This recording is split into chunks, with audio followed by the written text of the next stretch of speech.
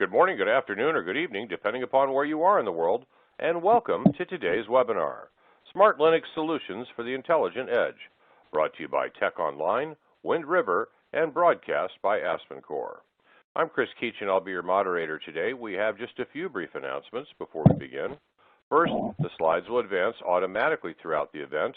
You may also download a copy of the slides by clicking on the green folder icon located at the bottom of your screen. You can participate in our Q&A session by asking questions at any time during this webinar.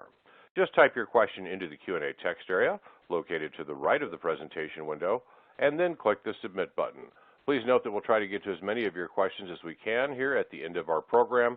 However, if we're unable to get to your individual question today, someone will get back to you after the program is over. Also at this time, we recommend that you disable your computer's pop-up blockers, and at the end of the webinar, we will ask you to complete our feedback form. Your feedback will provide us with valuable information on how we can improve future events. You can also launch the survey at any time by clicking on the red survey button at the bottom of your console. And if you're experiencing any technical problems, please type your issue into the Q&A text area, and we will be glad to offer one-on-one assistance.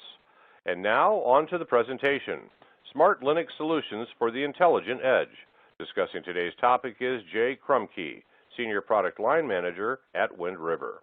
Jay has 2 decades of experience in open source development and communities, enterprise and embedded software and solutions, and management in information systems. It's with great pleasure I now turn this special session over to Jay to begin. Jay, take it away. Thank you, Chris, and hello, everyone.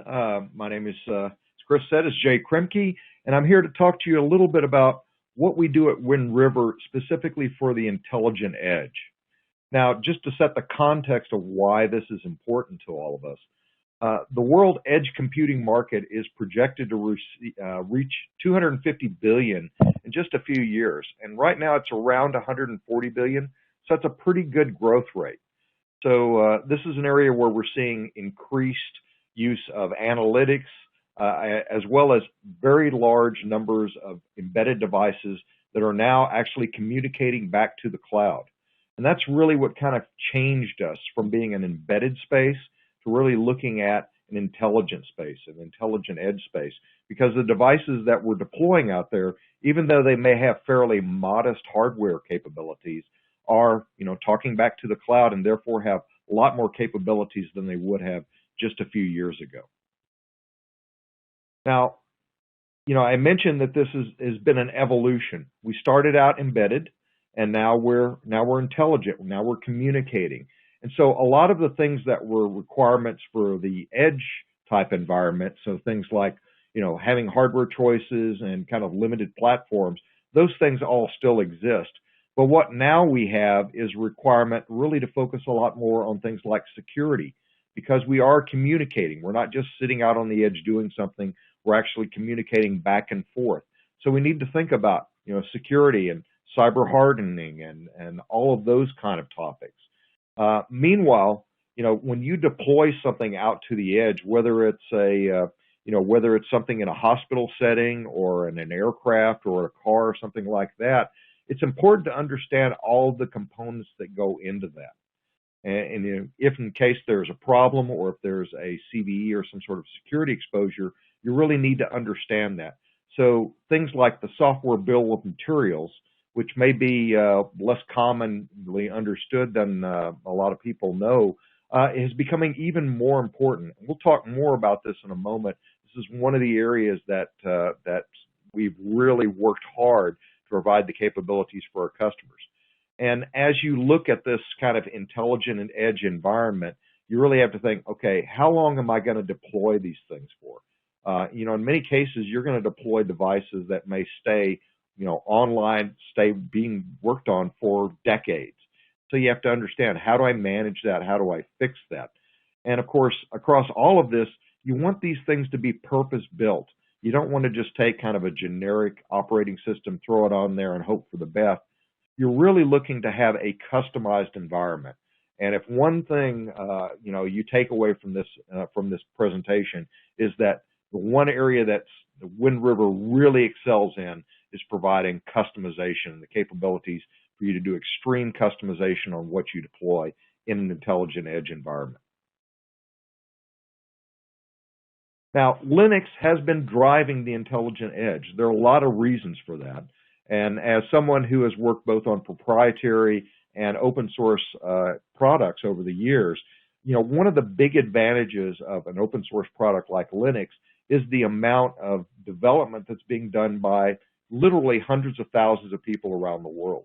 So if you're developing a proprietary product, you're going to have a relatively restricted amount of engineering resources you can put on that. But with something like Linux, the people that can work on it, it's basically unlimited. So that drives a lot of innovation. People try something out and they say, I don't really like this. Let me do something different. Either they take a project and fork it and, create kind of a new project out of it, or they write something from scratch, or they contribute to the original project. So there's a lot of ways for people to get engaged with open source directly. And, I don't know about you, but a lot of the things that I use today on a daily basis really are rooted in open source because, honestly, that's where the innovation is. And particularly in some areas like machine learning and artificial intelligence, you've seen Linux really be at the forefront. I mean, Linux really provides kind of the underlying platform that a lot of the really cool things that we all depend on a day-to-day basis are really, have Linux underneath that. And that's simply because of the ease of development, the innovation that's there, and the opportunity to, add things like support for new devices or support for new algorithms. So this is an area that, Linux was really built for. And if I think back to kind of the early days of Linux, a few decades ago, none of us really had any idea that this thing was really going to take off the way that it has. Now, in an open environment, you really have to focus on standards, because if you've got lots of people working on things, you really can't take a chance that somebody's going to write something that doesn't match with anybody else's standards.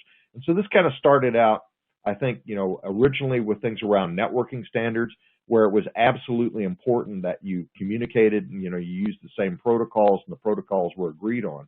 But it's branched out to many, many different areas.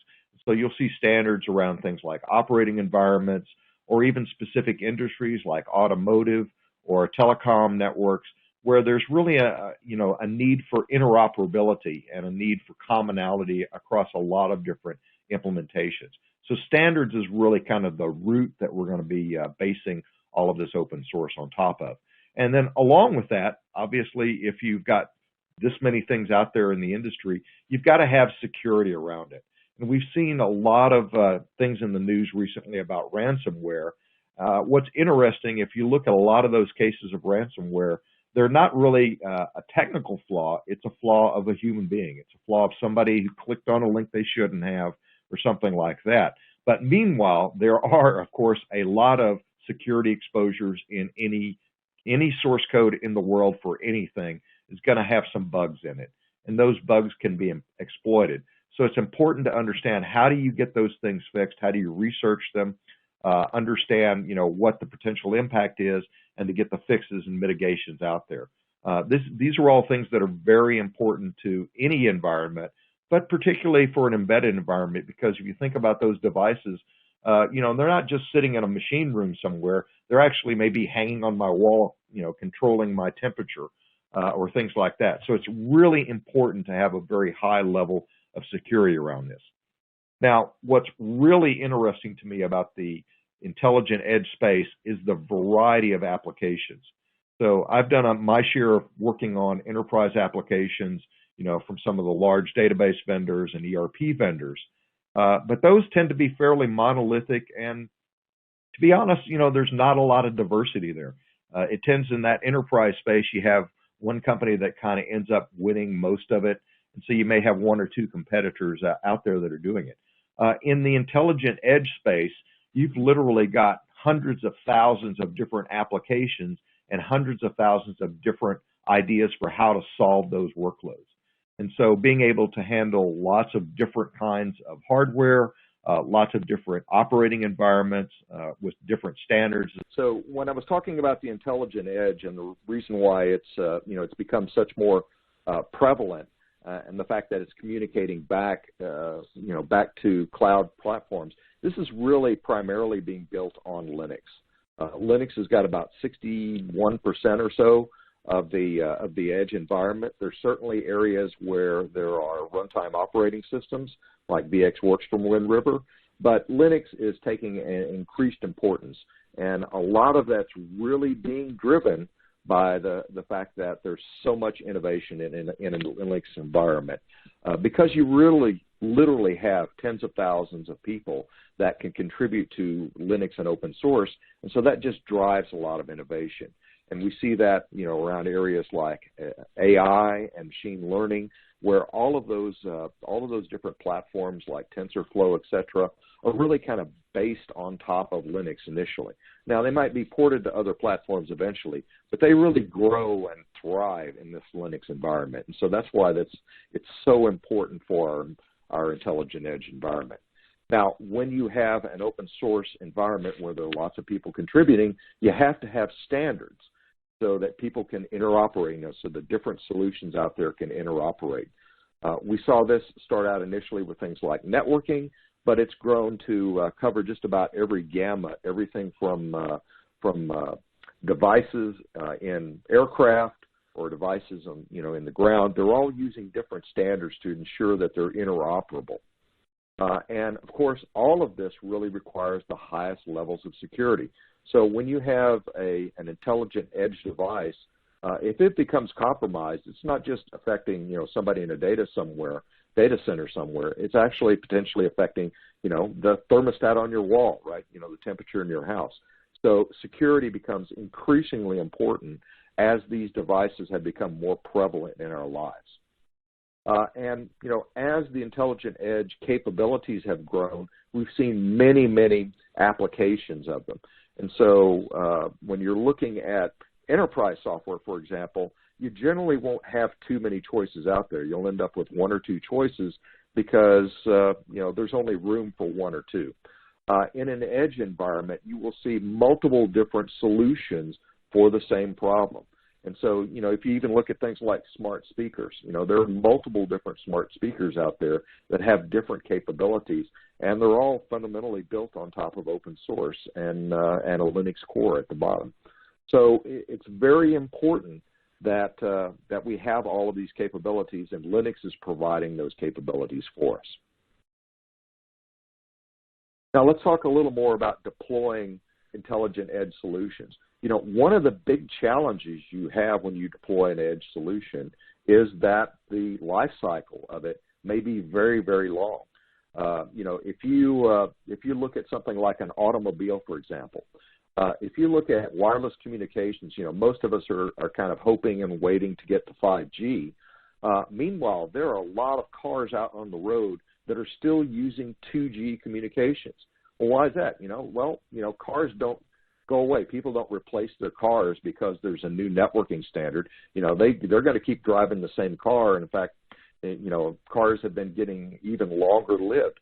So for the amount of time that those vehicles are deployed out there, at some point, somebody has to be able to support those things.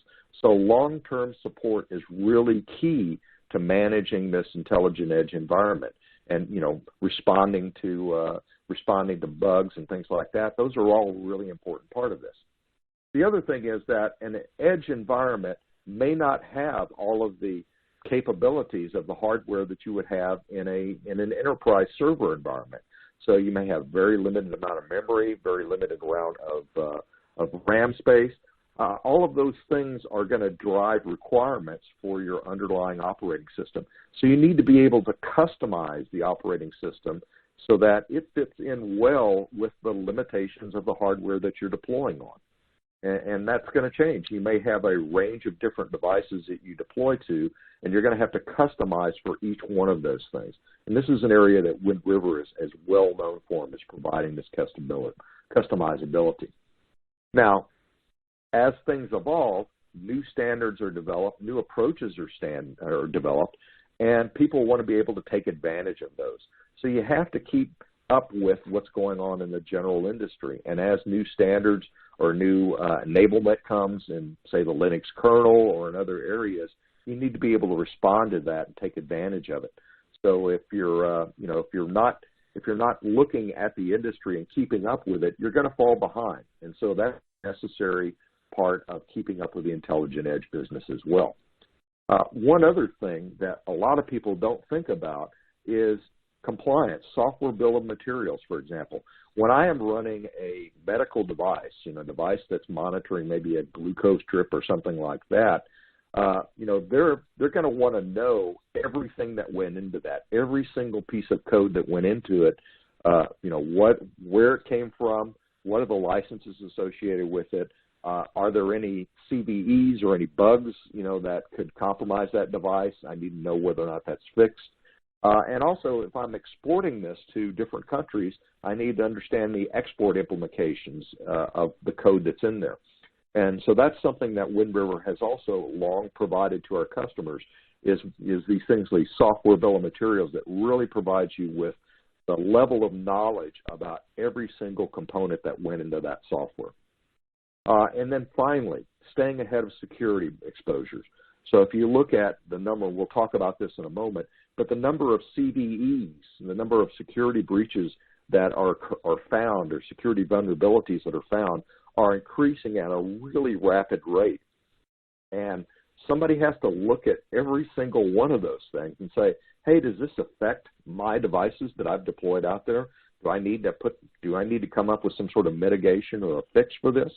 That is an important part of this, and that is accelerating, particularly when you look at, the kind of the rash of things that we've seen recently with ransomware, where people can basically do ransomware for hire. They can go out and get ransomware from a website, use it to target somebody, attack them, demand payment. All of that can be done with relatively unsophisticated people these days, because it's now a growth industry to actually provide that as a service.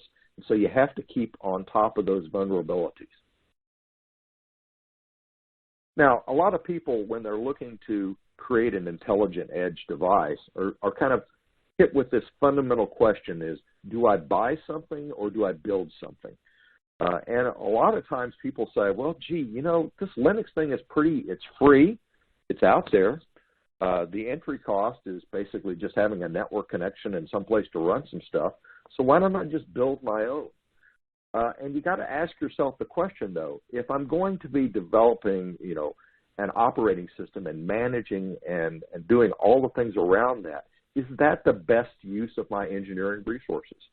As we've all seen in the kind of the 2021 world, it's really difficult to find and hire good people and retain good people. And if you put them to work on managing, patches for an operating system, that may not be the most exciting work for that person. So you have to think about it. What's the best use of my spend, of my dollars for engineering resources? What's the best thing could they be doing? Can they be providing capability for the customer, or are they doing, CVE mitigations in the back? And so there are a lot of questions around this, and you got to remember that just deploying something is the start of it. It's kind of like, getting a free kitten. Getting the kitten, itself is a fairly low-cost thing, but over time, you have to maintain it. You have to feed it and take care of its medical needs and all of those things. And as time goes on, those things tend to get those expenses tend to get even larger. And so embedded operating systems are very much in this space, particularly when you look at the very long service life that most of them are on. So a lot of things there to be concerned about. And if you think about it, this diagram just kind of shows you, if I want to roll my own Linux, it doesn't take anything for me to download and build my own Linux, and boom, I've got my own Linux operating system. Well, that's cool. The problem is, over time, as you can see, the demands never get less. They always continue to grow. So even if you only had one operating system, the demands over time are going to get larger, simply because there are going to be more and more security defects determined in there. Maybe you want to support some new hardware, and so you have to figure out how to add that. So the cost never goes down, it always goes up.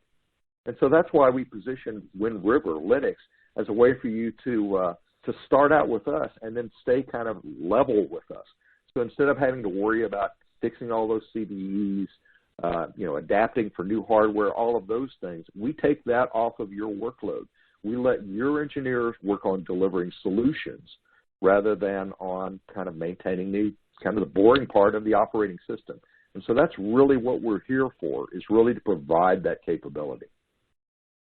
Now, I mentioned earlier this idea of purpose-built Linux. A lot of people use Linux on the desktop and servers and server environments, but if you think about it, when I'm running on a Raspberry Pi or an NXP device or a Marvell device, I have to be really concerned about, how well is that thing responding? Is it responding in the amount of time? How much jitter is there in the response? And so with Wind River, we provide you with the capabilities to use things like the real-time kernel, as well as other kind of capabilities, so that you can tailor your Linux operating system to exactly the hardware platform and exactly the workload platform that you need. On a similar level, I talked earlier about hardware constraints. I've worked in the past on machines that have had terabytes of main memory. By contrast, I'm using a little device right now for a hobby that has about 1 megabyte of main memory. And so I have to tailor my operating system to kind of fit within the device requirements for my embedded application. And there's lots of them out there. Some require the real-time, some don't require the real-time kernel. But you can see in all of these that you really have to be very careful, particularly on the smaller devices, creating an operating system that really will run well in that device, leave plenty of room for your application, at the same time remain, supportable, patchable, all of those things. Now, I mentioned this earlier about open source compliance challenges. If you look at something that's running on an edge device, it might have hundreds of different software packages that are in there, or thousands even, and there may be many different types of licenses. And for some workloads, it's very important for the licenses that are required not to require things like GPL3, for example. I've had customers that said, hey, I can't use any source code that's GPL3 licensed. They need to understand those licenses and be able to describe that to their end customers, as well as, in some cases, to government authorities. Now, this is something that's been around for a long time, and I'll be honest that I think some embedded device manufacturers have really kind of ignored it. But it's getting more and more heat, particularly in light of all of the ransomware and various things that we've seen there. The government's starting to mandate things here, and this executive order that came out earlier this year is basically saying, hey, if you're going to use these kind of devices and these particular workloads, we need to understand exactly everything that goes in there. And we'll talk a little bit more about how Wind River provides that kind of information to you.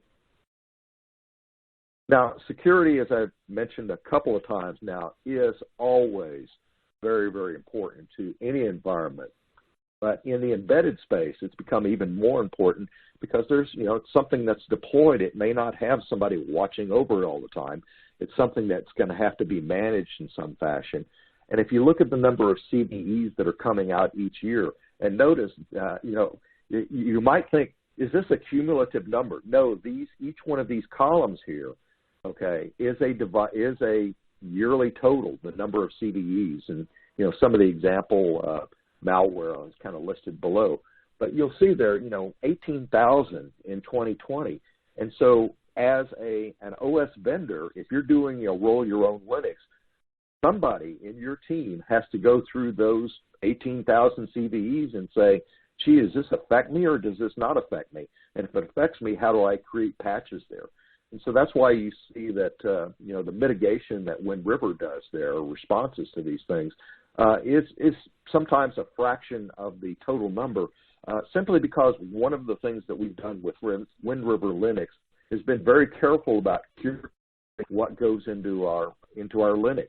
And so the user space, for example, is around 3,000 packages as compared to maybe 30,000 packages that you would see in kind of a desktop Linux. And so that helps us to manage the kind of exposures to some of these security problems. But even at that, we still have to have somebody that looks at every one of those CVEs and decides, hey, are we at risk here? Is this something that we have to respond to and mitigate, or is it something that's irrelevant to us? Now, Wind River Linux fundamentally is there to enable our customers' embedded solutions. So unlike some of the operating systems that you might have seen around in the enterprise space, where it's kind of directed strictly at the end user, Wind River Linux is primarily used by solution providers. So in other words, someone who builds a hardware stack, builds a software stack, and then they need a Linux environment to run that on. That's really what Wind River Linux is tailored to. It's not, it's not tailored to running somebody's desktop or things like that, though you certainly can have some of those capabilities. It's really focused on helping our customers who are embedded edge solution providers to really create their solution. Now, we have a number of different business problems here that we try to solve with Wind River Linux. And so it's important, that we work with all of these different areas. I mentioned earlier, being able to have a fast time to market.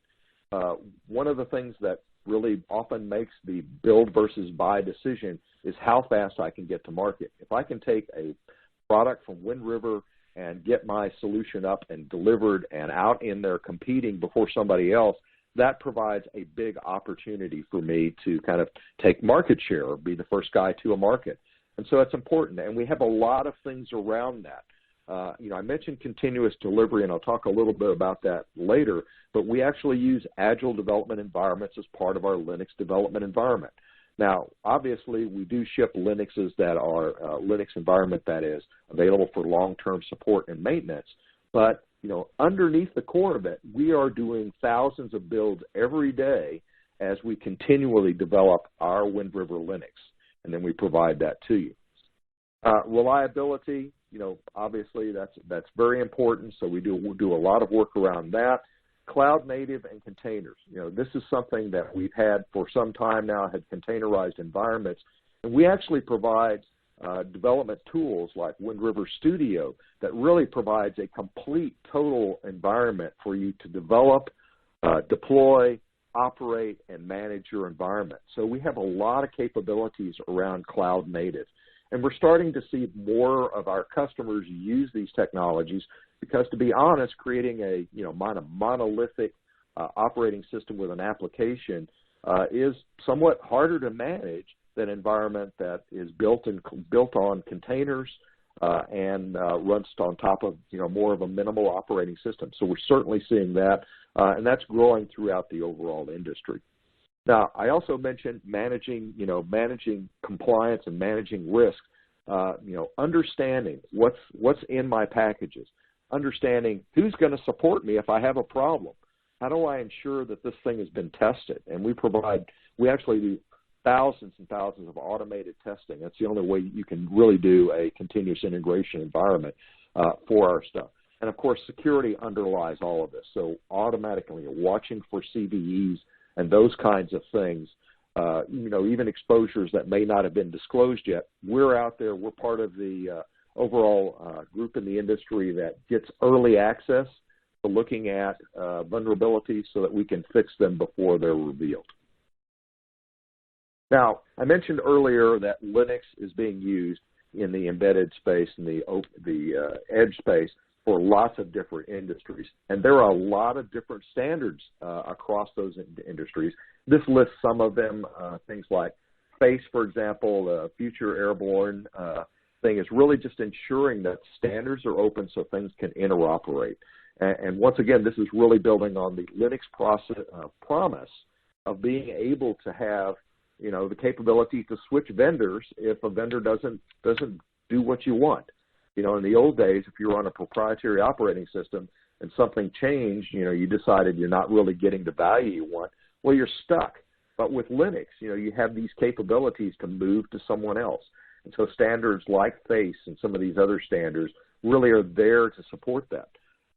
And specific industries, of course, are in the process and have developed new standards here. So, Wind River participates in these events. So in the automotive industry, we participate in a number of the different groups that either are developing standards or maintaining the standards that are there, because this is an emerging space for us. Even though a lot of us have automotives with smart devices in them and infotainment, etc. It continues to expand, and particularly as we start to get into the area of self-driving vehicles. That requires a lot of capability. Some of that can be done in Linux today. Some of it requires a real-time operating system. But this is a space where we're going to continue to see Linux expand. And there are some vendors, like Tesla, that just use Linux for this exclusively. They don't use any RTOSes. So this is an area that we're continuing to grow into. Managing the safety and reliability of the energy infrastructure ultimately depends on a whole realm of different edge devices. And so there's a lot of standards specifically around that to ensure that those devices operate correctly and are secure. I mentioned medical earlier as one of the areas where we have a lot of use of Linux, and there are different types of devices like MRIs, for example, that are all based on Linux. That requires a different set of standards and a different set of certifications, because obviously, if you've got something that someone's life is literally depending on, you want to make sure that that device, right, is secure, that it's being patched, that it doesn't have any flaws in it, and it operates correctly. So that's a whole other set of certifications and standards. And then finally, in telecommunications, I mentioned 5G earlier. This is an area where we have a considerable amount of experience, because if you think about the people that run the cell towers, they don't actually provide the equipment. It's actually, there are other providers that actually create the telecom equipment that is then used by the major carriers, like AT&T, et cetera, out there to run their environments. And so these solution providers that are providing these telecom solutions, not only are they dealing with the fact that there's the amount of demand is going up all the time, but we're also seeing this transformation into this 5G environment, which really drives a lot of new spend and new requirements, but also a lot of standards. And so things like vRAN, for example, that are really intended to make things easier and more reliable as you deploy those environments. So lots of standards out there. The list goes on and on. But, that's one of the areas where Linux, and particularly Wind River Linux, does a lot of focus on. Now, let's talk about some of the advantages. And I'm going to assume that probably all of you are familiar with kind of the enterprise Linuxes and the desktop Linuxes out there. But one of the big advantages for Wind River Linux is that there are no royalties on deployed systems. So if you purchase Wind River Linux from us as a solution provider, we're going to charge you a fee up front for what you intend to develop on and the hardware that's associated with that. But once you've paid that fee, okay, you then turn around and deploy it to one device or 1 million devices. Doesn't matter to us. We don't have any royalties on that.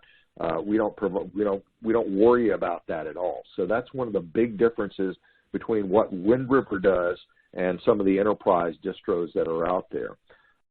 Full customization, and I mean this is customization down to individual kernel flags. You have full control. You actually build your own Linux. And I'll talk a little bit more about this in a moment, but there is more customizability in Wind River Linux than any kind of enterprise distro you're ever going to run across. And we do have some new options there where you don't necessarily have to build everything from source. You can use some pre-built binaries, make it a little bit faster and easier, but you really have the full amount of capability to customize your Linux deployment to the nth degree. Now, a lot of these intelligent edge devices are not running on an x86 environment. Certainly some of them are, but a lot of them are running on ARM or other devices. And so one of the key features that we provide with Wind River Linux is cross-compiling. So you take your source code, you build it on an x86 server type system, and then you can deploy it to various ARM devices, whether it be a Raspberry Pi or an NXP device or what have you. So that's kind of the basis, one of the key features that we provide in here.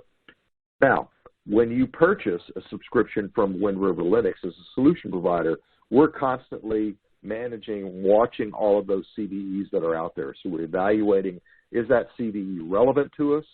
And if so, how do we mitigate that particular issue and provide that fix available to our customers? Now, that fix can come in several paths. One path would be just changes to the source code tree so that the customer can rebuild. We also provide the capability for hot fixes to get those things out there even faster.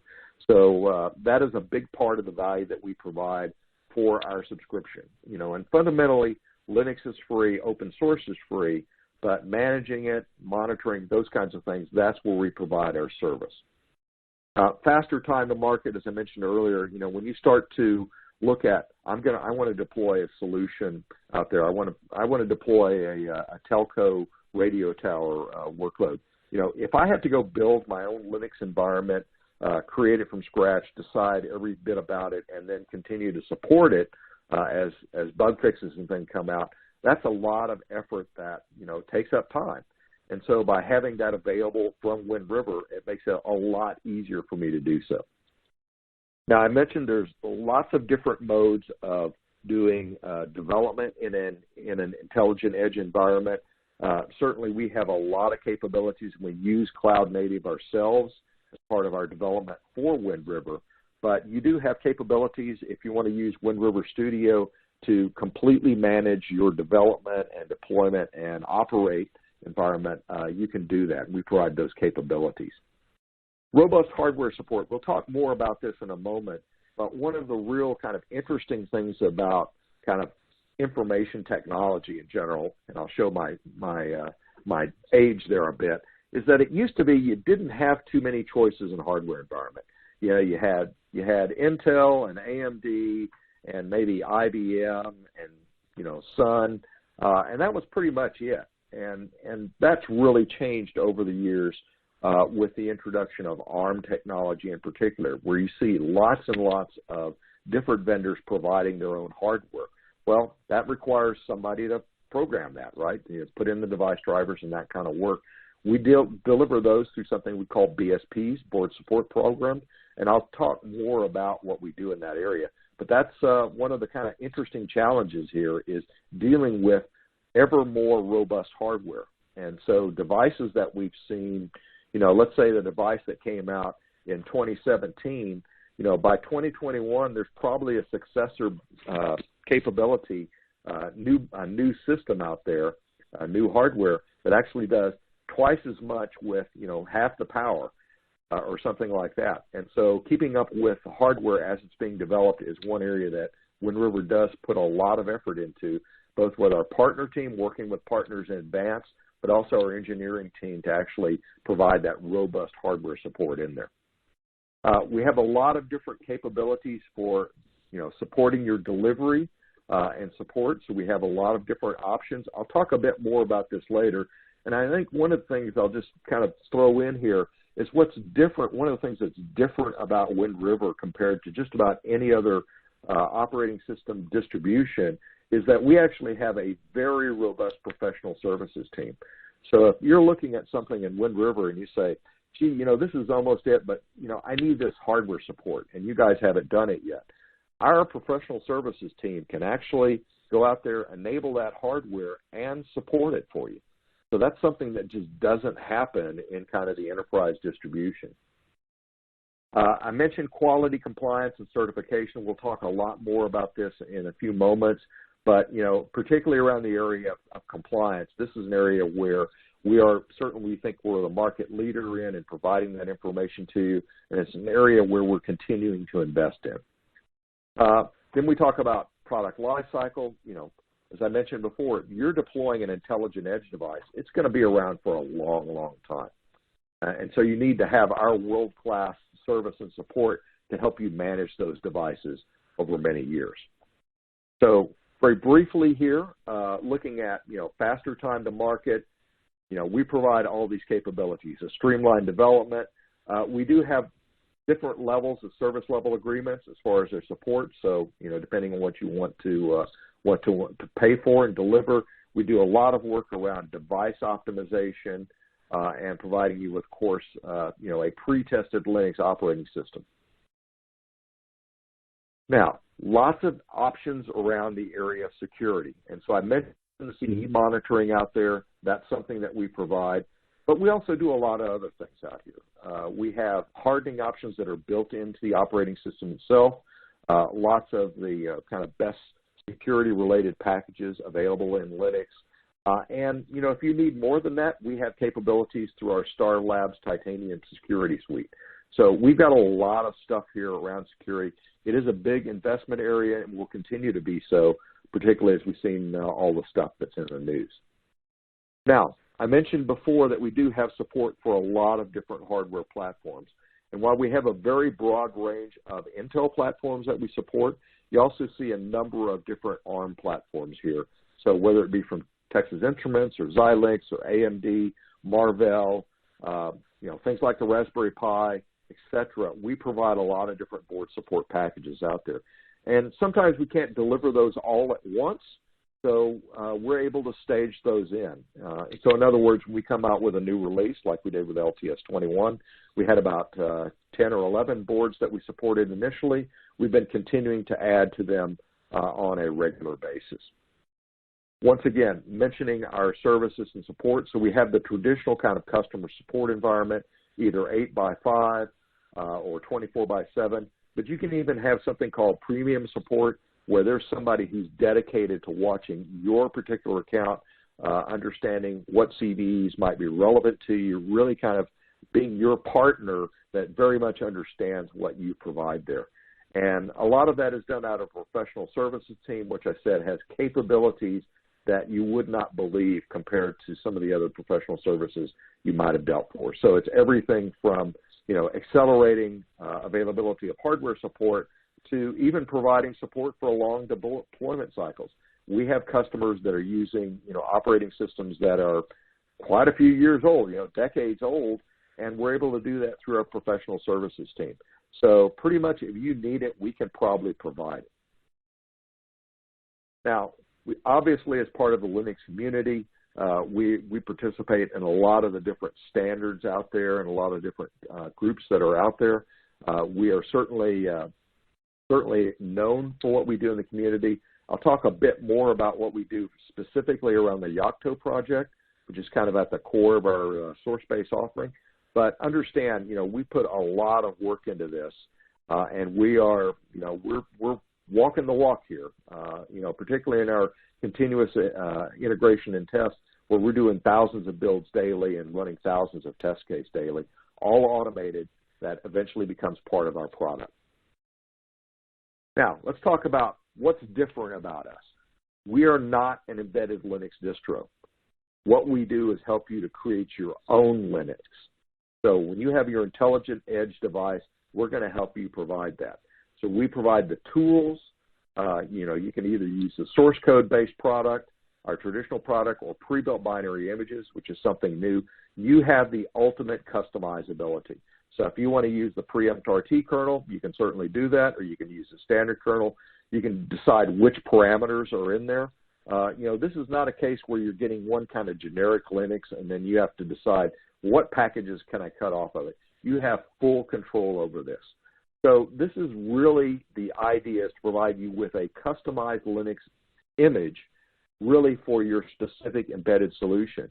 And we have customers that have dozens and dozens of different solutions. So, you know, what they use in one radio tower is not what they use in another. So they have a lot of capability here to tailor it to exactly fit within the environment of the workload, so that I'm not spending too much money on my hardware for capability I don't need, and I also don't have a lot of attack surfaces by having a lot of superfluous packages and kernel extensions and things like that. We do provide you with support for up to 5 years by default, with multiple multiple support options available beyond that. So a lot of capability there for very long-term support. Now, our kind of core product is based on the Yocto project, which is a build-your-own distro kind of source capability. What's kind of interesting for me is that, you know, instead of depending on someone else to build your distro and then they support that, we'll actually allow you to build your own distribution, your own images, and then we support you.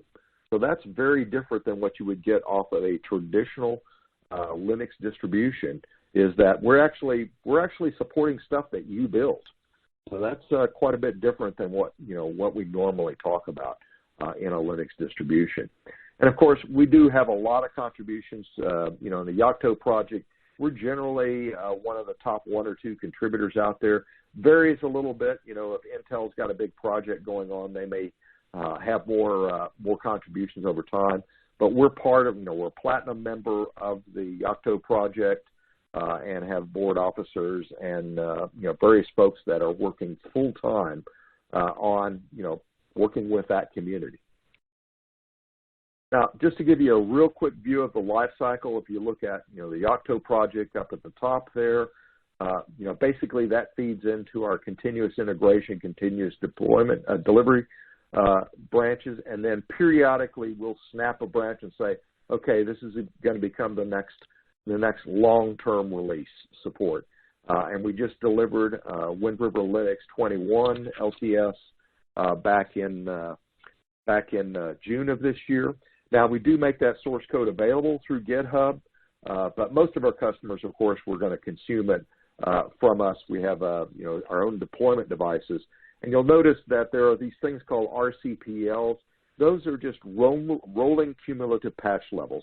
So about every month or so for a new release or a longer distance, we'll roll up all the fixes and in some cases new support for new things, new BSPs, et cetera, into an RCPL that our customers can consume. And so we do that for the life of the release, though the duration between RCPLs tends to get longer as the release has been out there for a while. Now, I mentioned earlier we do a lot of continuous integration, continuous testing. So we are, ISO certified 9001, and we really are doing the full Agile environment, even though that's not what most of our consumers consume. Most of them do consume the long-term release, though if you're licensed for LTS 21, you do have access to the continuous delivery release, and we do have customers that are using that. We do a lot around helping you to deliver a secure product through design, deployment, and maintenance, and we have a lot of templates and guides that help you really understand what you need to provide there. And of course, we continue to provide CVE mitigations and fixes over the life of the product. I mentioned earlier that open source compliance has become more important, particularly as you're starting to see more government entities out there. And so what we provide to you when you purchase Wind River Linux, you get this information that's packaged in something called the SPDX that tells you what what every single file is, what its licenses, software licenses with, is it GPL2, GPL3, et cetera, any other things around that. And we provide all of that information. And so that's useful not only for the regulators that want to see that information, but it's also useful for you, if you're curious, if you see that there's a security bug open with a particular level of, let's say, SSL, and you can say, oh, well, I'm not using that, right? Because you have that information about what's in your tree. And this is an area that we're going to continue to provide even more capabilities on in the future. I mentioned earlier we did introduce a binary distribution, and so this is a kind of a shortcut way to getting that customizability. So instead of providing, having you build your entire Linux environment from source code, what you get instead is a set of Linux images, either a minimal one or a full-featured one, and then a package feed. So you can use DNF to add additional packages if you want to do it that way.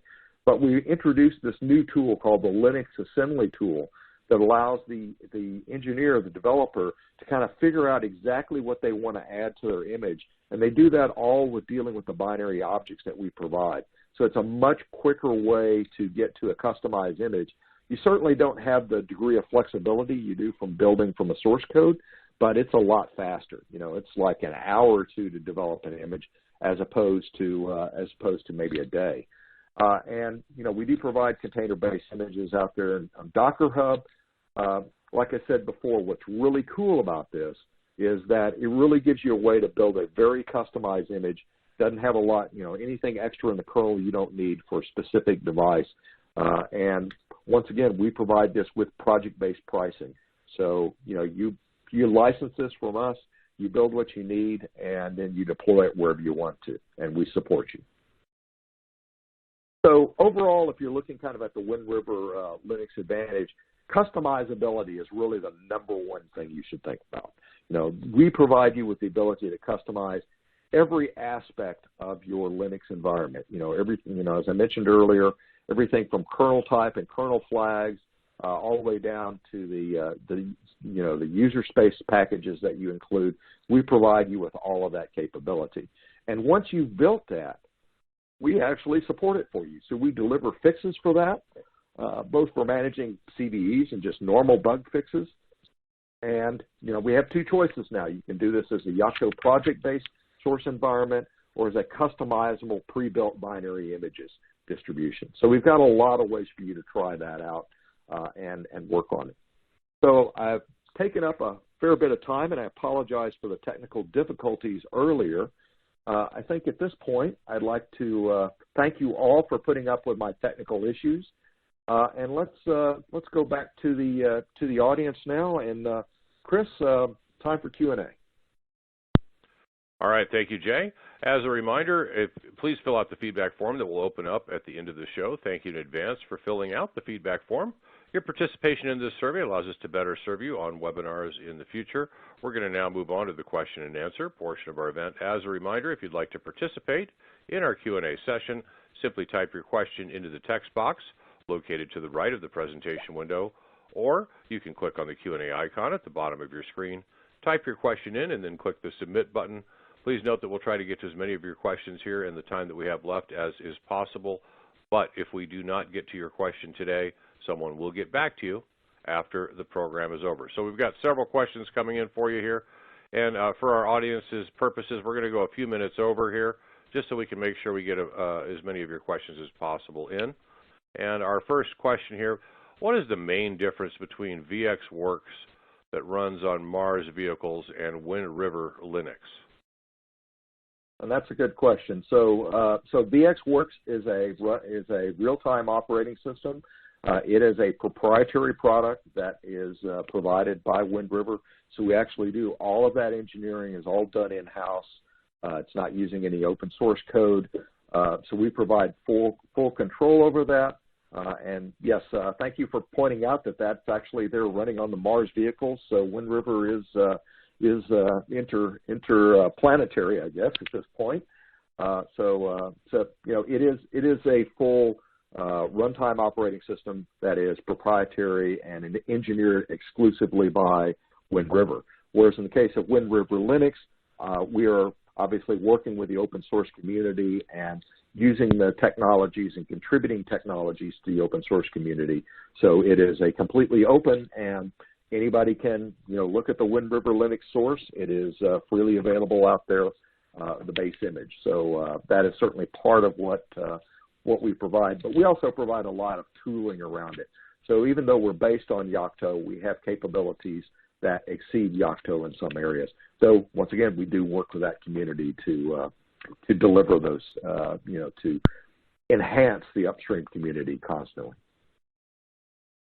All right, thank you, Jay. Our next question is regarding licensing fees, and they want to know if there is any licensing fee for a Wind River Linux solution. The answer is there is no licensing fee. Obviously, for open source solutions, you can't charge a licensing fee in any case. So what we have is effectively a subscription so that you can use the product and get support for it. And as I mentioned earlier, we do not charge any device royalties. So if you deploy it on 10,000 machines, it costs you the same as if you deploy it on 1,000. That is where we are today. Is there a possibility we might look at in-device, subscription fees at some point? That's always a possibility, but it's certainly not the case today. All right, thank you, Jay. Our next question here for you. Does Wind River provide licensing and copyright disclosures with the Linux distro? Absolutely. As I discussed with the SPDX data earlier, We provide complete information on everything that we deliver to our customers. And in fact, a big part of the work that we do before we can release a product like LTS-21 is that we actually go through, we look at every license that's in there, we evaluate it, and if we run into a problem, as occasionally we've run into some open source that had some questionable licensing that came into it, we either get that work with the provider that included that, or we don't include it. So we are very much on top of doing that, and also making sure that when we for export certification as well, so that if there are some cryptographic features or something like that, you have full knowledge of that kind of information, so you don't get into trouble maybe exporting crypto to the wrong country. Thank you, Jay. And just as a reminder to our audience, if you'd like to ask a question, go ahead and click on the Q&A icon, type your question in, click the submit button. We'll get to as many of your questions as we can. Our next question for you, Jay, why is Wind River adding a binary release since there's already multiple binary distributions in the world? Yeah, that's a good question. And as I mentioned earlier, the source-based product, the Yocto project-based product, does require a fair amount of setup. It requires that you allocate some space and you have build machines, and then you download the repositories, download the source, and then you build it, and that's going to take some amount of time to do all of that. And it might, depending on the speed of the machine, it might take you, half a day, but it's probably going to take you some amount of time. And what we understood is that a lot of potential customers out there, they want to go for they want to hit the easy button. It's like, how do I get a distribution image that fits my requirements very, very easy and quickly? And so that's what the binary release is intended for. It's not intended as a end user type of thing. It's really intended as a box of Legos, a box of building blocks that you can then decide how to put those together, either using the Linux assembly tool or using DNF to add additional packages, or you can even build the exact environment you want to build on a device and then use OSTree to capture that as a deployable image. So we have a number of different ways, but the key differentiator here is speed. We're able to do with the binary release, you can have an image up and running in literally less than an hour. So very, very quick and fast. All right, Jay, it looks like we have time for just one more question for you here. CVEs are going to occur. So how patchable are Yocto Linux distros? Yeah, as I mentioned before, we do provide a lot of patches. We certainly contribute patches back into the upstream, back into Yocto, into the Linux master that get up there. But we provide those to our customers so our customers can pull down that new source. In some cases, we provide them as hot fixes so the customers can get to them very, very easily without having to pull down a lot of stuff. So that is something that we put a lot of focus on. And a big part of that work is just evaluating whether or not the CVEs are actually relevant to our customers. And so that's, you start out with that big funnel of 18,000 CVEs in 2020, and then you narrow it down to the, 4,000 to 6,000 that are actually relevant to some of our customers. All right. Well, thank you, Jay. That does look like all the time that we have for questions for today. Once again, I'd like to thank Jay for his time and expertise on today's topic, as well as a great Q&A. And for more information related to today's webinar, please visit any of the resource links available in the green folder icon at the bottom of your screen. Within the next 24 hours, you will receive a personalized follow-up email with details and a link to today's presentation on demand. Once again, if we did not get to your question today, someone will be getting back to you after the program is over. And we'd like to thank you for attending today's webinar, Smart Linux Solutions for the Intelligent Edge, brought to you by Tech Online and Wind River. This webinar is copyright 2021 by AspenCore. The presentation materials are owned by or copyright by Tech Online and Wind River, and the individual speaker is solely responsible for his content and opinions. On behalf of our guest and Wind River, I'm Chris Keach. Once again, we'd like to thank you for joining us, and we hope you have a great day.